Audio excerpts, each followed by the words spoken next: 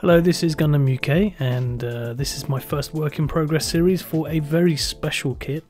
It's a kit that's been in my holy grail kits for probably 3 years or so now, and I was very lucky. I managed to find this kit on Rakuten, a Japanese website. And if you haven't guessed from the title already, it is the Master Grade Age-1 Titus. Sorry for the light beam across here, can't be helped. But yeah, I've been after this kit for a very long time, so I'm so pleased to have this Master Grade kit. So of course the first thing I'm going to do is I'm going to bust it out of its box, get it all assembled, and then I am going to think about how I'm going to paint this kit. Here's a few shots of it in action here in the back. It is a very unique looking thing, and it's definitely not going to be painted in this very overly colourful, almost toy-like scheme. The idea is that I'm going to do a completely different colour scheme, and it's going to be ever so slightly weathered. I'm also going to add in a bit more detail in regards to scribing in some lines, maybe doing a little bit of modification here and there, but let's just see how that goes as I go along. So without further ado, let's have a look inside the box. So in terms of runners, let's do a quick count, see how many we have. Looks like there's 1, 2,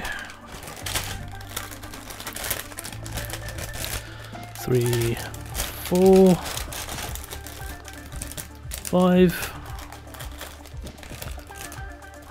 6, 7. Polycaps, 8, 9, 10, 11, lots and lots of beam effect parts, that's 12, 13 runners in all. Not a massively complex Master Grade by any standard, but oh, what's this? Wow, that's a really old flyer for a Gundam Age manga by the looks of it. This must be very old stock, must have been hanging around for quite some time in the old warehouse somewhere. And here is the instruction manual. So let's get this all out of its bags and get it ready for assembly. And here is the fully assembled Master Grade Titus. Didn't take very long. It's actually quite a straightforward kit. Very easy to build, no problems at all. It's got a bit of a funny issue here I find in the thighs, in that this piece of armour here does tend to clash with the crotch piece here, which kind of limits its articulation a little bit. But that's not a major problem. I'm very satisfied with its kind of overall looks. Obviously, I've been after this kit for a long time, so next I'm going to have a look around all the individual parts, see if we need to do any modifications or any additions here and there. Also want to scribe in a little bit more detail, especially here on the thighs perhaps, on the lower legs here. I do feel like this area is quite largely featureless, so I think we should add a little bit extra detail in this area. Again, here on the backs here, I might kind of sand back or cut off some plastic here just to expose some of the inner frame. Probably do the same on where these thighs split here on the sides. Do a bit of modification there, that's for sure.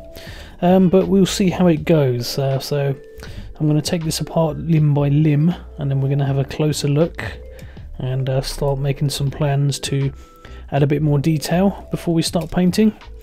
And once all that detail has been added, then we need to think about a colour scheme. So let's get started. So I've been working on the arms and doing a little bit of modification, well, adding a little bit of detail. You can see here this is a part of the inner frame, the elbow part, and I've just finished doing some priming using the UMP Primer Black, so it's nice and silky smooth. And I'm going to give this a while to dry before I move on to anything else. I've primed all the armour parts for the arm in UMP White.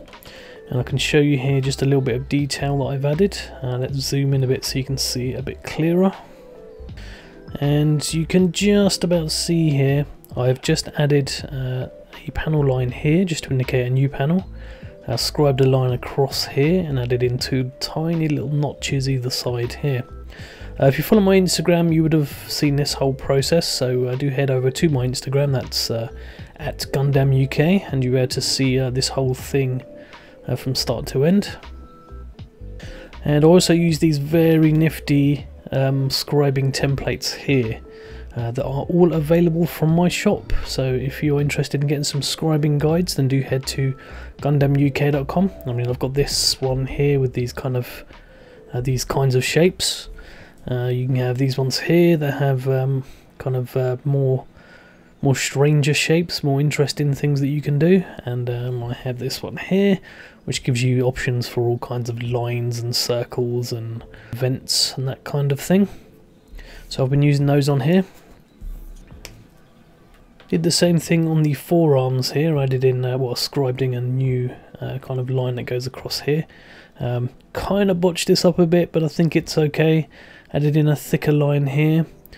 Drilled a hole in here just to add a bit of detail, and then cut some tiny pieces of pla plate just to go on the back here, just to again add a little bit more detail. And for that, I mean, I use this excellent tiny little ruler, again, that you can buy from my store. Gives me a perfect T-square shape, perfect 30 and 45 degree angles, which is really handy for cutting tiny pieces of pla plate. So the next thing to do is to give all of the armor pieces and the inner frame a base coat. And the base coat I'm going to be using for this is Mr. Color GX #1, cool white, and going to be using the old Ueno black for the base coat on the inner frame parts. Colours wise, I'm going to go with using this. Again, this Mr. Color GX has the main white for the armor parts. I'm going to offset that a little bit with some light grey. For the inner frame, I'm going to be using some dark grey and some neutral grey, and this rather nice metallic black here and there. And I'll probably use some enamels just to add a little bit of detail here and there. So I have picked up some of this Humbrol enamel, and this is metallic kind of chrome colour. I also have a kind of metallic copper here, and again, this is a kind of a lighter shade, a more of a golder shade of a metallic colour, or like a titanium, I guess.